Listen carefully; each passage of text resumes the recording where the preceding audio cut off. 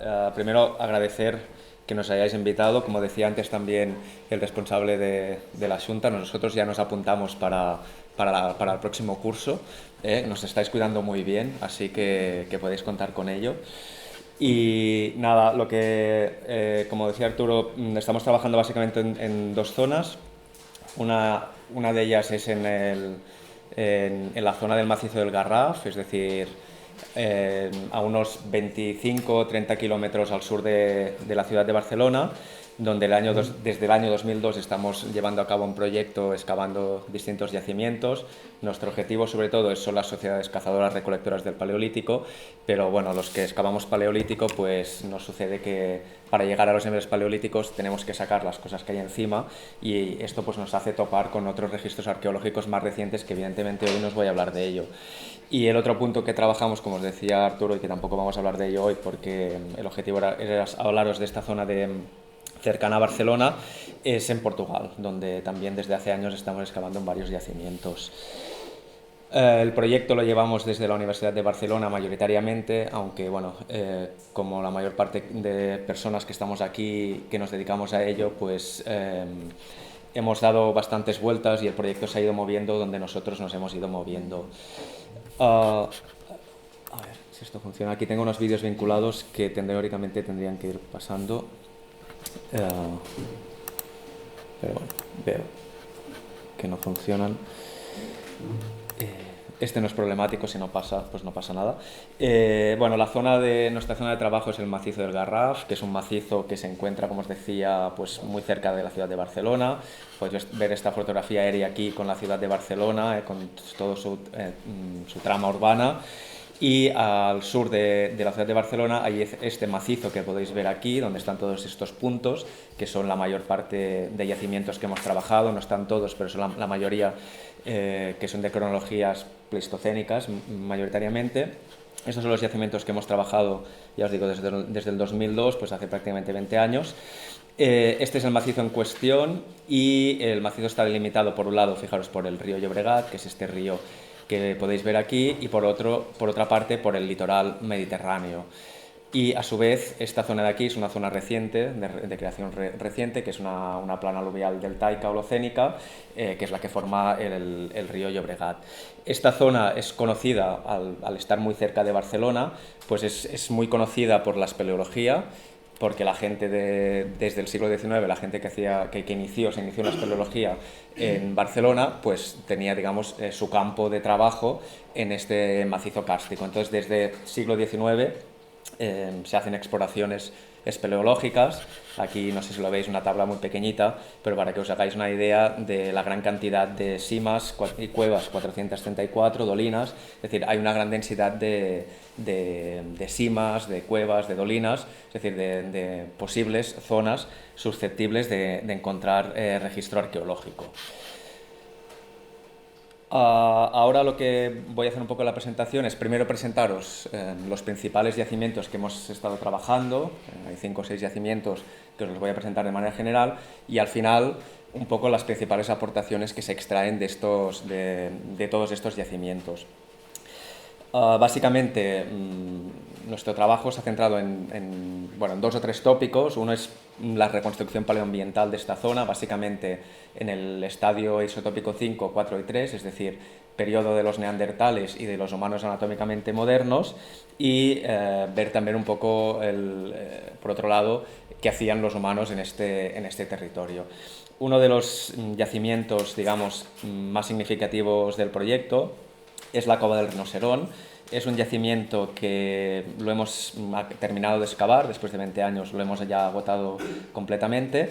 Es un yacimiento que tiene una cronología que la parte, digamos, más importante de la que voy a hablar, la cronología es más larga, pero la parte más importante es del estadio 5, es decir, del momento anterior a la última glaciación. Por lo tanto, un estadio desde el punto de vista climático muy parecido al actual, al que vivimos en la actualidad. Antes ha habido varias charlas, ¿no?, que hablaban de este momento climático desde otros aspectos, y es muy interesante en este sentido para ver cómo era el clima en ese momento.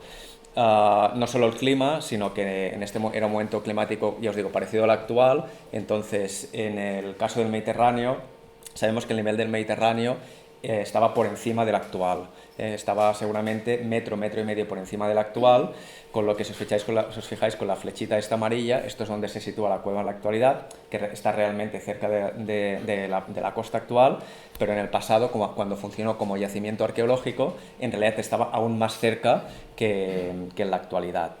Es una cueva que se encuentra en el frente de explotación de una cantera, es esta cantera que podéis ver aquí, y fue descubierta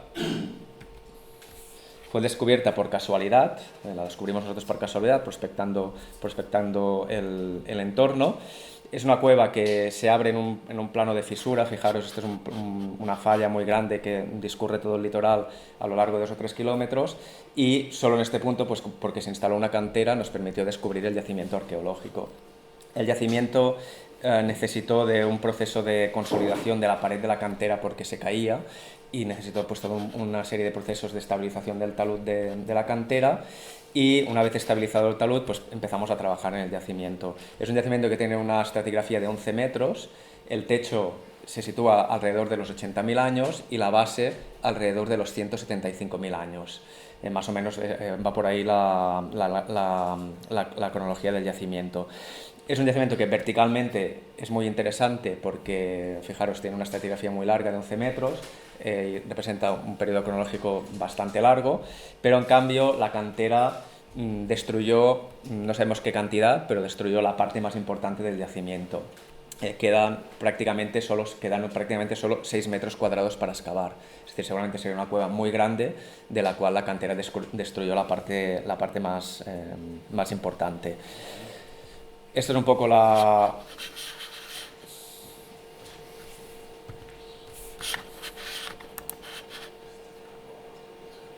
los vídeos no funcionan, pero bueno, siempre pasan estas cosas. Voy a probar un segundo así, perdonad que... A ver.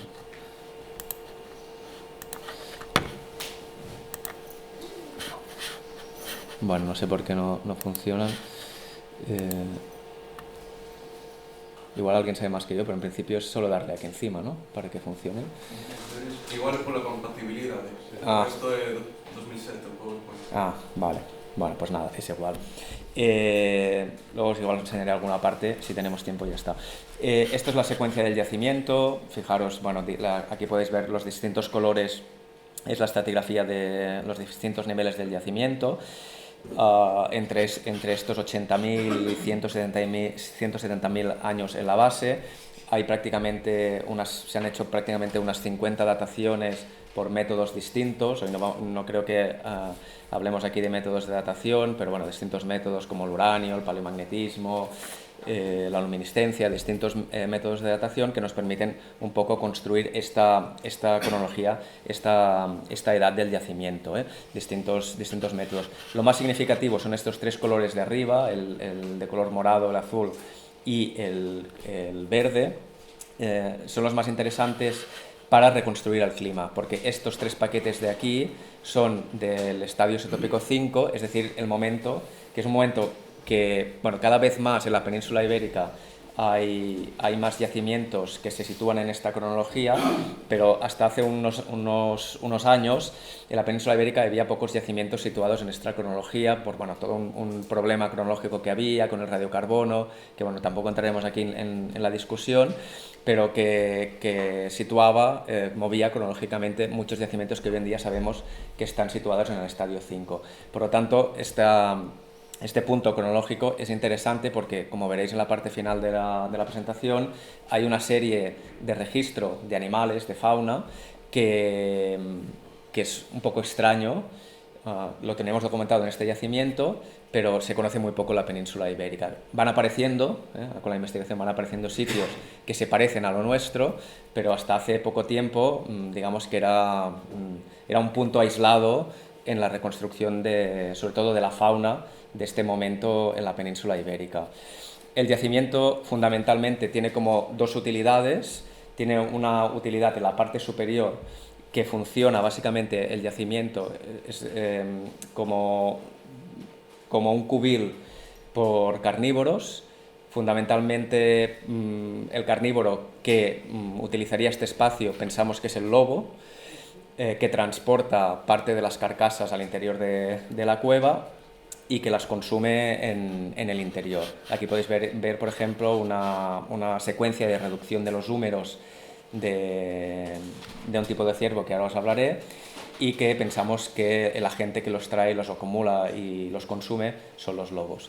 Hay también presencia humana, alrededor de eso, de los 80-100.000 por parte de los neandertales, algunos ejemplos de las industrias líticas, pero pensamos que las génesis acumulativas, tanto de la fauna como de la industria, pueden ser de fuentes diferenciadas. Por ejemplo, en la mayor parte de los huesos, por no decir casi la totalidad, pues no hay actividad de aprovechamiento por parte de los grupos humanos. Hay este uso de la cueva como uso por parte de los carnívoros, porque fijaros que os he dicho que la cueva está destruida por una cantera, por lo tanto no sabemos cómo era la entrada original, porque la cantera la destruyó. Y el hecho de que haya seguramente animales transportados, pensamos que la cueva tendría un acceso que sería accesible tanto para los humanos como para los carnívoros. En la parte basal del yacimiento cambia completamente la dinámica. En la parte basal del yacimiento, aquí había un pequeño vídeo que os lo pongo así mientras voy charlando. En la parte basal del yacimiento funciona diferente. Esto es un esqueleto de un elefante completo que encontramos en el interior de la cueva. Es decir, el yacimiento funciona como trampa natural. Seguramente los animales, la mayor parte son animales inmaduros, por lo tanto los menos experimentados, que caen y quedan atrapados en el interior de la cueva. ¿Qué encontramos? Pues esto es una cría de un elefante un elefante antiguo, un elefante de unos aproximadamente 5 años de edad. Es interesante desde el punto de vista pues, de la fauna, de las especies y tal, porque de esta cronología y individuos inmaduros hay pocos con esta representación anatómica. Entonces son animales que caen. Tenemos un elefante que cayó, tenemos aquí en esta imagen estamos excavando un rinoceronte adulto y una cría que también seguramente cayeron y quedaron atrapados. Y esto que veis aquí también es un uro, un Bos primigenius, que también cayó a la cueva y no pudo salir seguramente y quedó atrapado y murió. Por lo tanto, la cueva tiene dos dinámicas diferenciadas. Bueno, esto es un poco una secuencia para que os hagáis una idea del funcionamiento de la cueva, ¿no? La cueva se abre, en un primer momento, número 2, y los animales caen, número 3, los animales carnívoros seguramente tienen acceso a la cavidad y por lo tanto hay una entrada y una salida y un transporte de los animales que los carnívoros transportan hacia el interior de la cueva, y finalmente fase 4 pues hay una cierta frecuentación por parte de los neandertales. La cueva se sella, queda colmatada completamente y hasta que la cantera pues no hace su labor, ¿no?, de excavar la montaña, pues la cueva no es puesta al descubierto. Otro yacimiento, que digamos son Cova del Rinocerón y Cova del Gegant, son quizás los más significativos de nuestro proyecto. Este es otro yacimiento que se encuentra en el otro extremo del macizo, a unos 10 kilómetros más o menos del primero. Y este yacimiento funcionó fundamentalmente al revés que el anterior en los momentos fríos, es decir, estadio 4, 3 y 2. En los momentos fríos, que también se ha comentado antes, el nivel del mar sabemos que descendió alrededor, pues fijaros aquí os he puesto entre 9 y 15 kilómetros, es decir, hoy en día el mar está en este punto que podéis ver aquí con la flecha, ¿vale? Pero cuando funcionó como yacimiento arqueológico, delante teníamos una playa, una plataforma litoral, donde tanto los humanos como los carnívoros que habitaron este espacio, pues seguramente utilizarían, pero que hoy en día, pues a causa de la subida del nivel del mar, la cueva está en parte amenazada. Estos eran unos vídeos que también se veían aquí. La cueva está en parte amenazada, por ello tuvimos que construir un muro también para proteger la cueva, porque el mar pues la está la está amenazando. Aquí un poco una visión, ¿no? desde el mar y ahora desde el interior. El mar ha destruido seguramente la parte también más importante del yacimiento por el oleaje. Sabemos que a principios de siglo hay fotos antiguas de que la gente caminaba por delante, y este es un poco el estado actual. Fijaros, esto es la galería principal de la cueva, completamente vaciada por el mar. Aquí tenéis la entrada del mar. Aquí tenemos una galería lateral que es donde se encontró uno de los restos neandertales. La cueva tiene restos humanos neandertales. Y nosotros hoy en día, fijaros el muro que hemos tenido que hacer para que el mar no siga destruyendo el yacimiento, y donde estamos hoy en día trabajando es, fijaros aquí al final de la cueva, toda esta parte donde veis los tablones y tal es la parte que hemos excavado, y ahora hemos llegado al final de la galería, bueno, no al final de la galería, pero en este punto donde hemos perfilado, digamos, donde tenemos un corte estratigráfico que nos permite hacer una lectura de las épocas que fueron habitados el yacimiento. En esta parte de aquí también han aparecido, luego os hablaré de ello, algunos restos humanos neandertales que luego os mostraré. Y bueno, hoy en día para acceder pues tenemos que bajar por aquí, hay una sima encima de la cueva, hay que bajar con cuerdas a través de esta sima porque es imposible, el oleaje está batiendo directamente sobre el mar.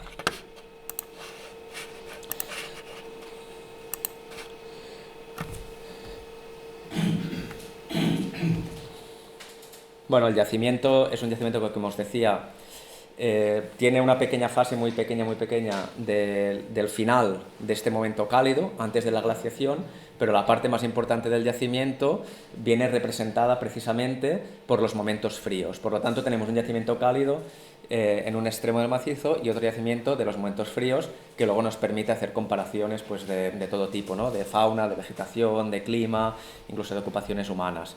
Básicamente la secuencia del yacimiento, como os decía, pues está entre los 90.000 años en la base hasta niveles por arriba que se corresponderían al Paleolítico superior, alrededor de los 30.000 años aproximadamente. Estos, como os decía, son los dos yacimientos más significativos, bueno, algunas imágenes de este yacimiento, de la cova del Llegán, y luego hay una serie de yacimientos, podríamos decirle, más pequeños, que os los mostraré porque algunos de ellos tienen pues, material muy espectacular, como este que podéis ver aquí, que complementan un poco esta secuencia cronológica y paleoambiental que estamos intentando reconstruir en el litoral mediterráneo. Este es un yacimiento que se descubrió por casualidad también, como consecuencia de una gran obra que se hizo para hacer una balsa de retención de aguas, y el yacimiento es al aire libre, es un pequeño arroyo, y alrededor de este pequeño arroyo íbamos acompañando las máquinas excavadoras porque iban apareciendo sobre todo restos de animales de grandes dimensiones, sobre todo restos de mamut. Hay otras especies, hay también rinoceronte lanudo, pero básicamente es fauna fría lo que representa este yacimiento. Hay una gran cantidad de restos, se excavó en el 2008, aquí podéis ver por ejemplo esto es un cráneo de oso, esto que veis aquí son defensas de mamut, algunas de las cuales tienen una longitud de 3 metros prácticamente, es decir, son defensas muy significativas. Son restos aislados que seguramente pues, se acumularon en este arroyo por causas naturales de muerte natural de estos animales. Este yacimiento no lo tenemos publicado porque lo excavamos en el 2008, llegó la crisis del 2008 y no se pudieron restaurar los restos. Ahora hemos conseguido finalmente la financiación, estamos trabajando en la restauración de este material. Muy cerca también, otro yacimiento que hemos trabajado y que hemos ido dando a conocer en los últimos años. Este es un yacimiento también de un momento frío. Antes, cuando se hablaban de los micromamíferos, recordaréis que os han dicho hay unos momentos fríos y dentro de los fríos hay unos más fríos que se llaman los eventos de Heinrich. Pues este es un yacimiento que se sitúa en uno de estos momentos fríos, que es el yacimiento de la Terrassa de la Riera dels Canyars. También es un yacimiento al aire libre, un meandro abandonado de uno de estos arroyos típicos mediterráneos, ¿no? que seguramente habéis visto por las noticias, famosos, que cuando hay estas lluvias torrenciales pues desbordan, inundan todo, pues uno de estos arroyos típicos del Mediterráneo. Y aquí también encontramos una gran cantidad sobre todo de de restos de fauna, que tiene una edad de 39.000, muchísimos restos de fauna que mayoritariamente pensamos que fueron transportados y acumulados por hienas. Hay también algo de presencia humana, en estos contextos siempre hay presencia humana, sobre todo pues a partir de piezas líticas. Aquí algún ejemplo de estas piezas líticas, pero aquí ya nos situamos en el momento que los neandertales han desaparecido y tenemos ya los primeros humanos modernos en el territorio. Bueno, un poco una imagen de cómo sería la reconstrucción paleoambiental. Aquí también tenemos mamut, tenemos rinoceronte lanudo, tenemos animales de espacios abiertos, pues como caballos y grandes bóvidos, que son lo que dominan el conjunto del yacimiento arqueológico. Otras localidades más pequeñas, Cova del Coll Verdaguer, es un yacimiento entre los 40 y los 60.000 años, por lo tanto que van también en la línea de este curso, ¿no? De la época de los neandertales. Es un yacimiento que fue utilizado también por varios agentes, fue utilizado evidentemente por los neandertales. Aquí pues una muestra un poco de la industria lítica.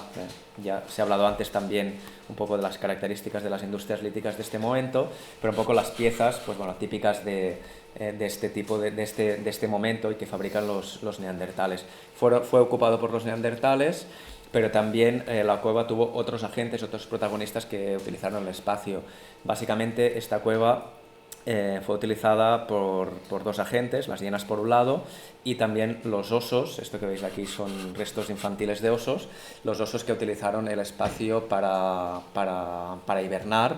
Y bueno, seguramente pues algunas de las crías que nacían después del periodo de hibernación o que eran muy jóvenes cuando pasó el invierno, pues no sobrevivieron y dejarán su testimonio en forma de sus esqueletos.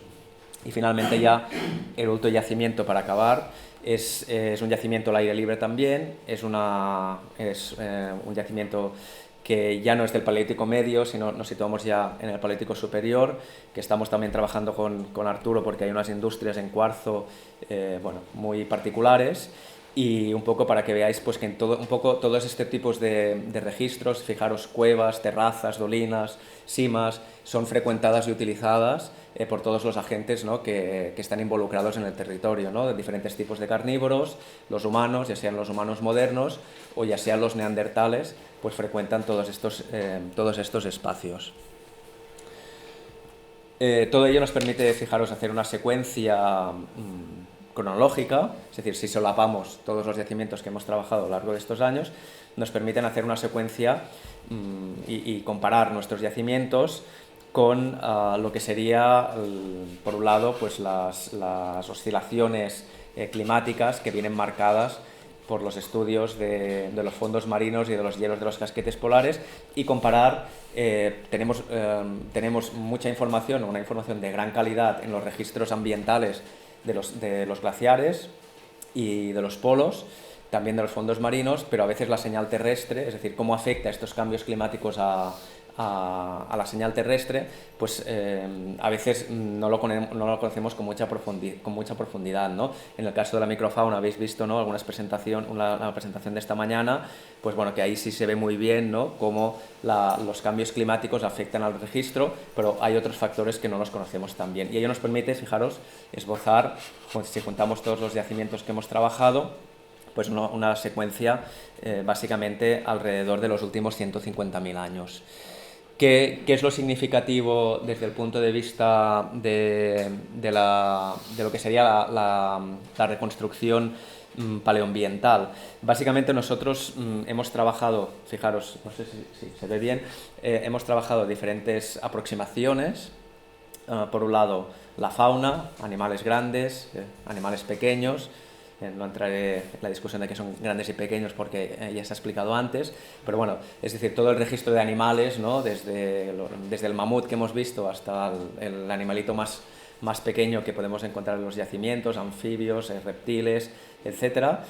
También la vegetación, tenemos algunas fuentes de información que nos pueden ayudar a reconstruir la vegetación. Habéis visto, por ejemplo, antes el caso de la brique romaní, que se hablaba de los pólenes. Pues tenemos pólenes, tenemos carbones, es decir, hay toda una serie de elementos que nos permiten también ver cómo cambia la vegetación. Y finalmente, pues otras aproximaciones, digamos, más transversales, como pues intentar ver qué comían los animales en cada uno de los momentos, que esto se hace a través del análisis de las superficies dentales de los animales. Lo que hemos visto, y quizás lo más significativo, es lo que podríamos llamar el registro de los animales o de la fauna de este momento. Es decir, conocemos muy bien, seguramente por las películas de la Edad del Hielo, porque se han hecho muchísimos documentales de los mamuts, de los rinocerontes lanudos, son los animales más espectaculares, todos los hemos visto alguna vez en la televisión y realmente pues son animales muy espectaculares. Pero ¿qué pasa? Que conocemos muy bien ese momento, quizás también por una sobre-representación, ¿no?, de la literatura del norte de Europa. Conocemos muy bien estos animales, pero no conocíamos hasta el momento, ya os he dicho que cada vez más, cómo era la fauna. No podríamos decir autóctona, no sería la palabra, pero ahora tampoco me sale, es decir, cómo sería la fauna que había antes de que llegara el frío y llegaran estos animales adaptados al frío del norte de Europa, ¿no? Es decir, ¿qué había aquí antes del mamut, del rinoceronte lanudo, de que entraran pues, los grandes bóvidos, los caballos adaptados a estos espacios abiertos, que había en la península ibérica? Y esto nos lo representa muy bien el yacimiento de la Cova del Rinoserón, porque es una ventana, son casi 4 metros de estratigrafía, donde, a diferencia de lo que sucede en los yacimientos arqueológicos o muy arqueológicos, donde hay mucha ocupación humana, que los huesos, pues porque los humanos los partían para consumirlos, la fauna está muy fragmentada. En este caso, como la principal acumulación es natural o por carnívoros, la fauna no está muy fragmentada y nos permite identificar las especies. La fauna por un lado y la vegetación por una otra. Yo os hablaré sobre todo de la fauna porque creo que es lo más interesante. Ya os he dicho que hay pocas localidades. Cuando nosotros empezamos había algunas cuevas pues, en el Mediterráneo como Bolomor, Cova Negra, Lezichiqui en el norte, que tenían episodios de este momento no muy bien definidos.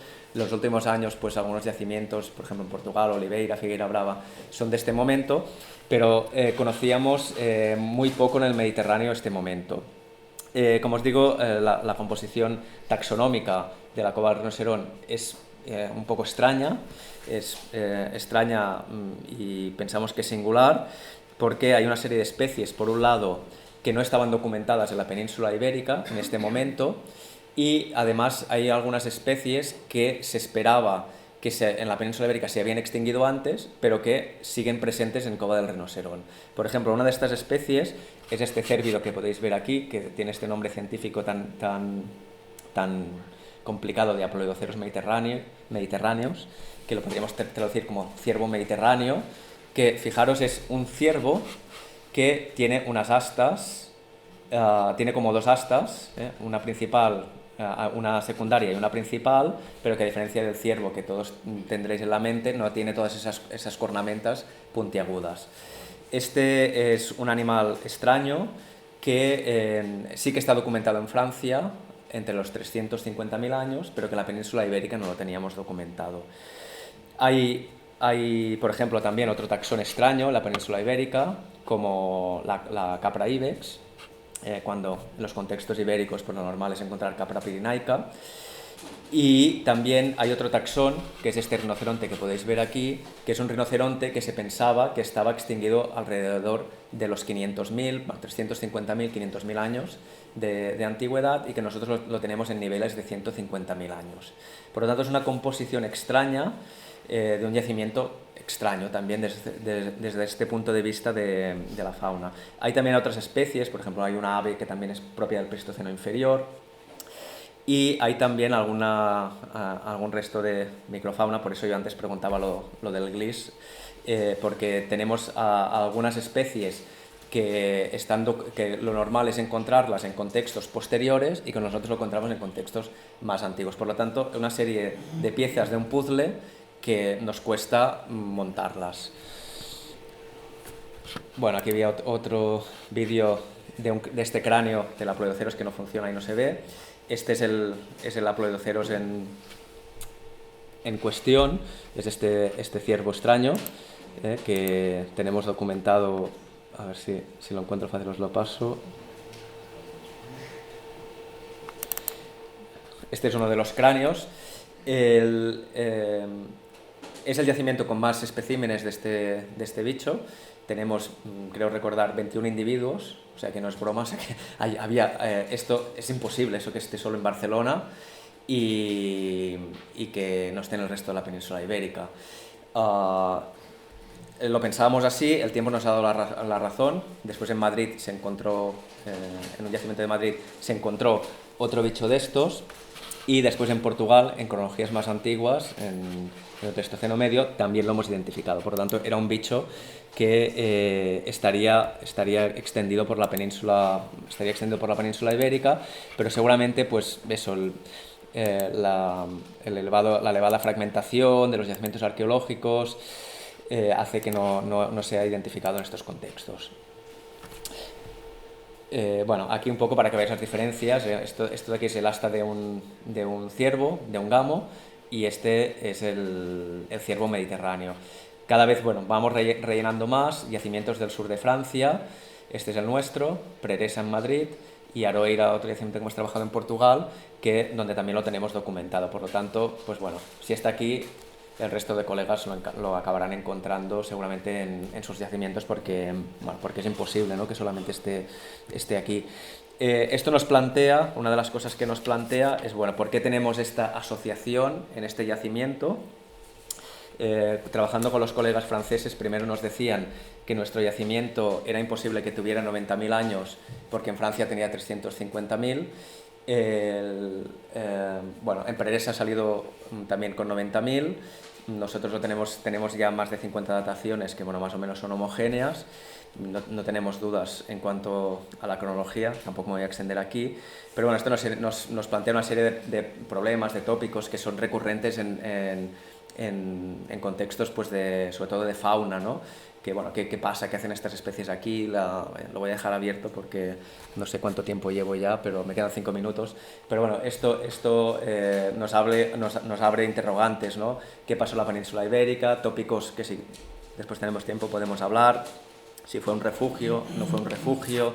Durante los momentos cálidos y fríos, si la península actuó como refugio. Está la problemática cronológica, qué pasa con los yacimientos arqueológicos y sus dataciones, sobre todo en el caso de los neandertales. Pues bueno, ha dado mucho de qué hablar. Hay los problemas, evidentemente, de identificación de las especies animales. Personalmente, en los registros arqueológicos, como os digo, está todo el material muy fragmentado y a menudo es difícil identificar con precisión los taxones. Y también está, pues, que es un momento cronológico que, como os digo, está poco representado. Tenemos muy bien representado, pues, estadio 4-3, pero este momento anterior a la glaciación la tenemos relativamente poco representada en la península ibérica. Momentos fríos, quizás ya lo más conocido en el registro arqueológico, pues todo esto que acabamos de ver. Bueno, me he dejado de hablar antes de las tortugas, que también tenemos un nivel donde hay muchísima tortuga. Por lo tanto, nos está diciendo que la tortuga es un animal que requiere condiciones climáticas, digamos, como las actuales para vivir.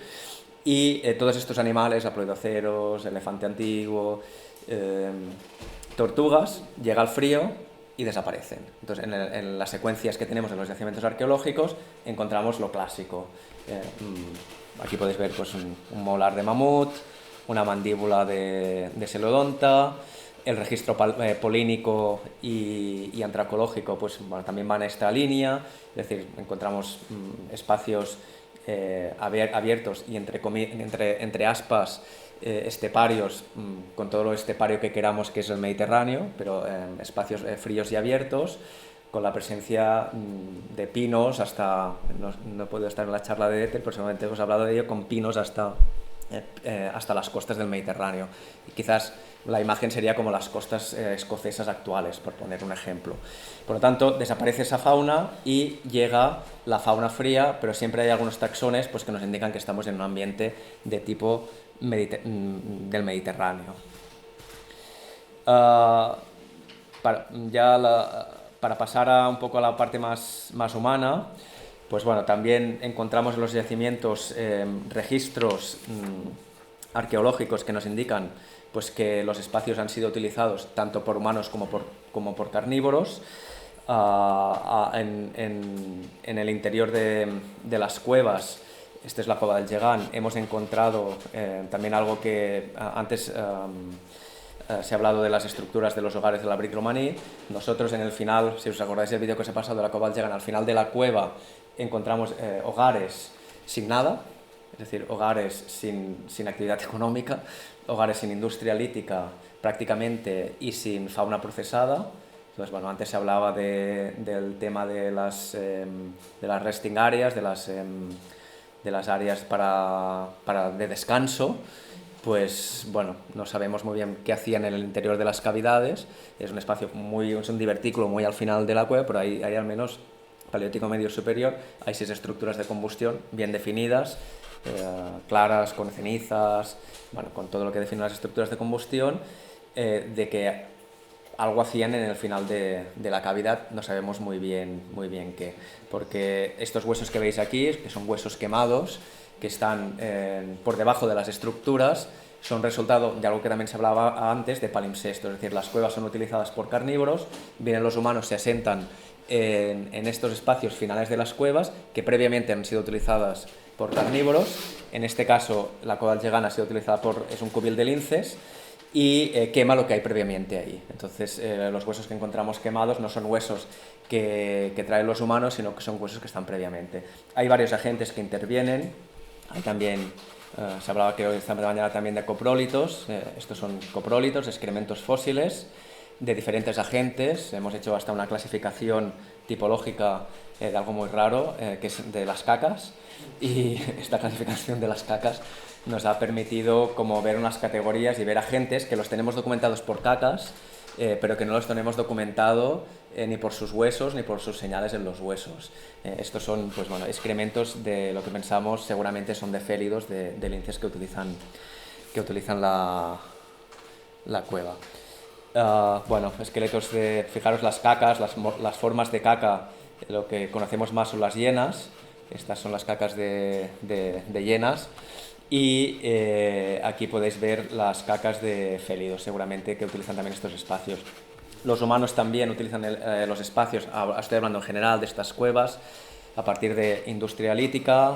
Aquí podéis ver una punta típica de este momento cronológico, algunas marcas de corte, que siempre están en el fondo de estos yacimientos arqueológicos.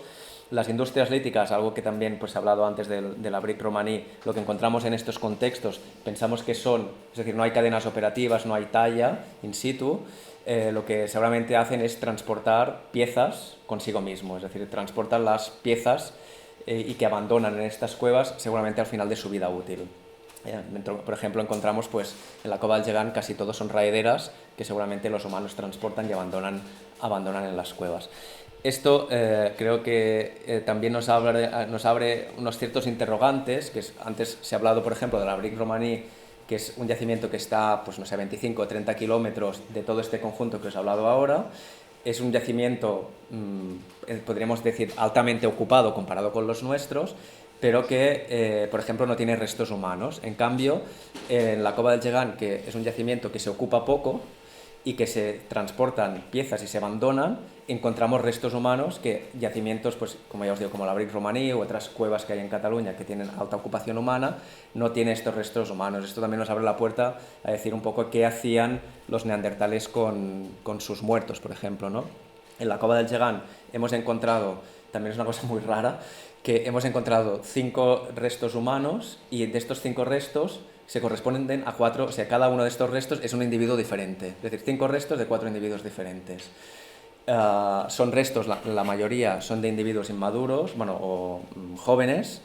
Fijaros que tenemos una mandíbula de un individuo de 15, un diente de un individuo de 8 o 10, otro de un niño, este sí que tiene 2 huesos, de 5 años de edad, ¿no? Entonces, bueno, esto también nos abre un poco los interrogantes ¿no? De qué hacen estos restos humanos precisamente en sitios donde no están altamente ocupados. Aquí podríamos discutir si son los carnívoros que los traen, si no, si son los humanos, pero mucha casualidad que en un sitio que se vive poco haya restos humanos, y en cambio yacimientos vecinos, de colegas que están trabajando, que tienen mucha ocupación, no hay restos humanos. Bueno, esto queda aquí abierto, ¿no? Y bueno, no me quiero extender mucho más, simplemente, como decía antes también Arturo, nosotros hemos, aparte de la parte científica, pues también trabajamos en la parte de la divulgación, de las actividades de transferencia de conocimiento. Esto es una imagen de una pequeña exposición que tenemos. Y bueno, digamos que creemos que las actividades, ¿no?, de transferencia y de divulgación del conocimiento científico, pues en todos los ámbitos es importante, ¿no? Por ello, pues la importancia de que jornadas como estas que se hacen hoy aquí se puedan seguir haciendo, ¿no?, y repitiendo muchos años más.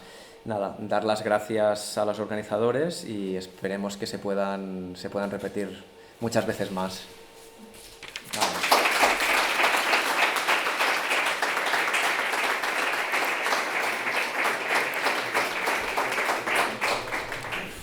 Bueno, si alguien quiere hacer alguna pregunta. Sí, hola Joan, muchas gracias por la exposición de la charla. Cuando has comentado esa acumulación o esa alta presencia de raederas, todo eran raederas básicamente, en esa zona interior de la cueva del Llegán, dices que lo interpretáis como la consecuencia del abandono de estos utensilios al final de su vida útil. ¿Es al final de su vida útil lo dices simplemente porque se han abandonado o tenéis evidencias de que, digamos, hayan sido reavivadas esas raederas, entonces ya o están embotados los filos, o simplemente porque es una consecuencia de que las interpretas que se han abandonado allí, por lo tanto es el final de su vida útil? Sí, por ejemplo, tenemos algún núcleo muy agotado, o sea, pensamos que y estas raederas, pues, es decir, lo pensamos por la primera parte de tu explicación, es decir, pensamos que si el índice de frecuentación es tan bajo, es que seguramente se abandonan porque, o sea, no hay un estudio, digamos, concreto de las piezas, ni del uso, que es una cosa que sí que tenemos pendiente, pero bueno, el conjunto nos hace pensar que seguramente, o sea, la explicación, podríamos decirla parsimoniosa, sin datos específicos, nos hace pensar que seguramente es gente que se mueve y abandona esto en las cavidades, porque, bueno, igual cuando miremos las piezas en concreto nos da otra respuesta, ¿no? Pero has mencionado que hay núcleos también.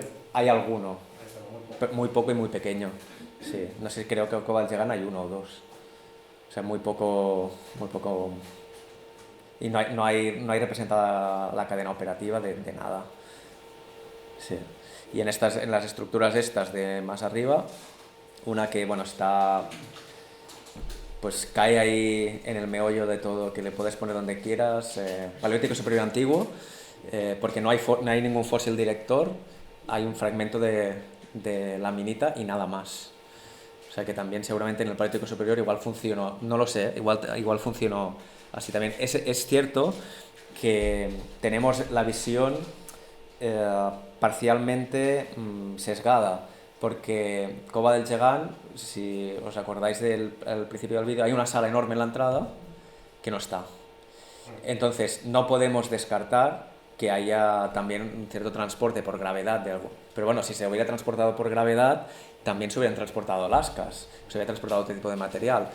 Está el vestíbulo de entrada y está, es decir, en el acantilado encontramos brechas colgadas con material en el acantilado, es decir, ahí habría un depósito, seguramente, no sé de qué dimensión, un depósito muy grande que el mar ha destruido. Entonces, también es cierto que podemos tener una visión sesgada de que quizás hubiera habido un hábitat, digamos, más importante en el exterior, pero hoy en día está destruido por el mar. Tampoco lo podemos descartar.